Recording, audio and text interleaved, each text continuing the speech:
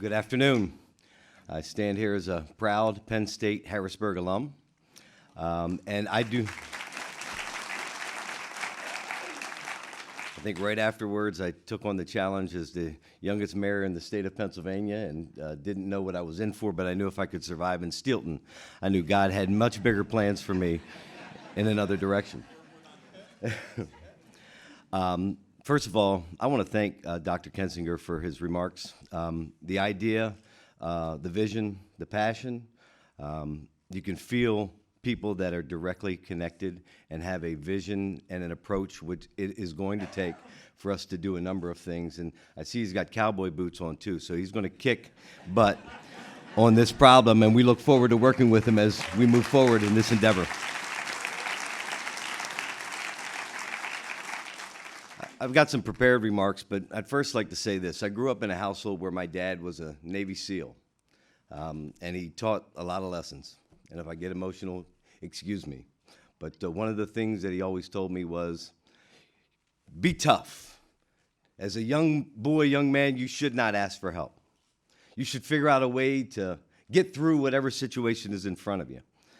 And as I get older, I realize that I respect my father in so many ways. He taught me so many things, but I believe that lesson is probably the furthest thing I found from courage and the truth.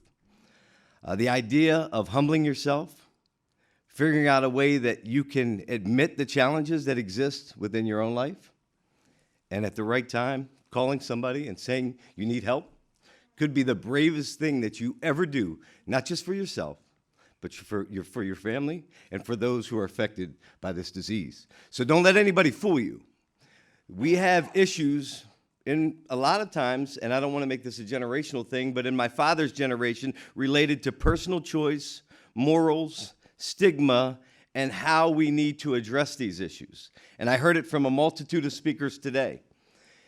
If all of us, both as educators and some of you religious and Christians, the ability to come together in a sense of community where we live in a world of people pointing fingers, but we take ownership and figure out what is it that we can do instead of pointing at the family that we know is struggling with a kid who has heroin and saying, boy, that bad kid, and boy, that family must be struggling through that mess. Why don't you knock on their door and say, can I make you a meal? Can I figure out a way to do something that'll lighten your load, because we are not criticizing you as a parent, because there is no handbook. Addiction is a disease, and would we be running away from a diabetic, and I make this argument with my dad all the time, who eats that extra donut and puts himself in a bad position? Would we be talking about somebody who has heart disease and every 4 years has to go to get a roto-rooter to clear those arteries up because they continue to eat Schmidt sausage? The point is, there are personal choices we make. Some are driven by the need to please ourselves in certain ways, and some of them are there as a result of ways and coping mechanisms that have been created in brain development when you were 3 and 4 years old that have caused you to respond a certain way based upon the trauma you might have experienced. And those things don't change without, number one, a level of support. Number two, being able to actually recognize, if I do have an issue, who can I talk to and can I be safe? Am I going to lose my job? How are people going to look at me differently? Is it okay for me even to talk about this before it's too late? And all of us have an obligation to stop pointing fingers and be a part of the solution. Government's not going to do it alone. And I will tell you that we are so grateful in Dauphin County to this academic institution.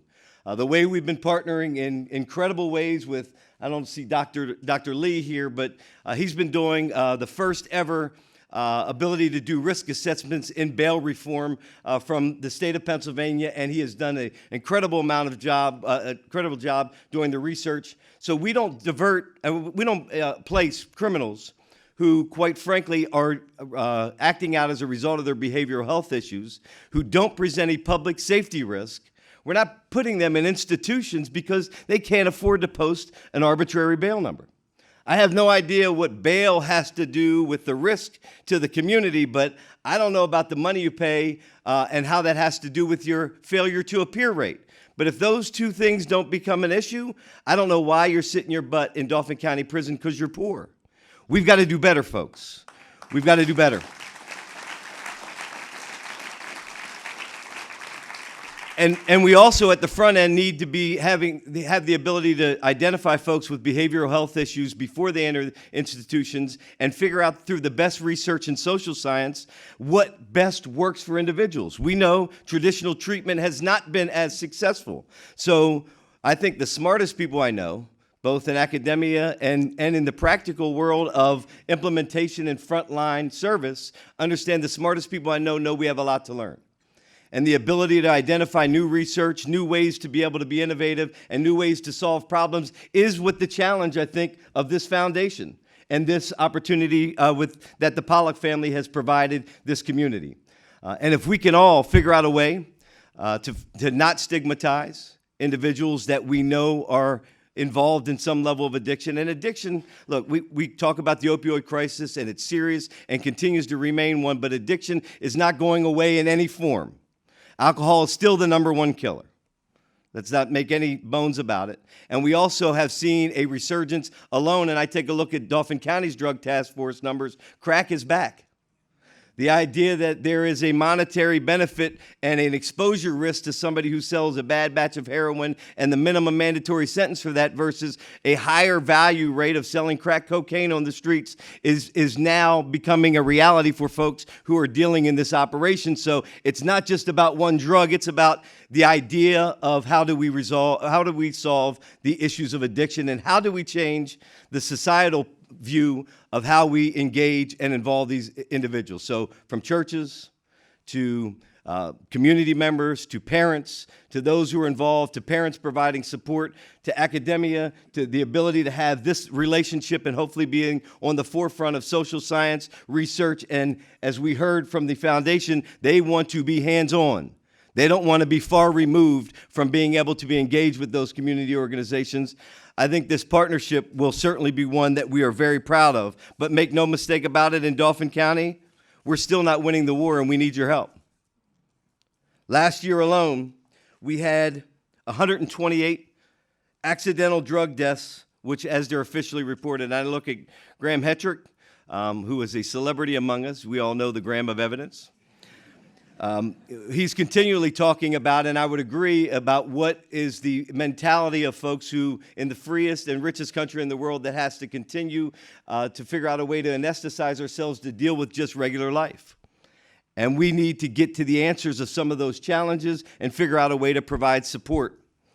We also know that in our cases in children and youth right now, 40% of the time we are removing children as a result of placements because there is a drug and alcohol issue in the home. So this is having a multi-generational effect and creating additional trauma, reactions, and cycles that we're going to continue to have to deal with.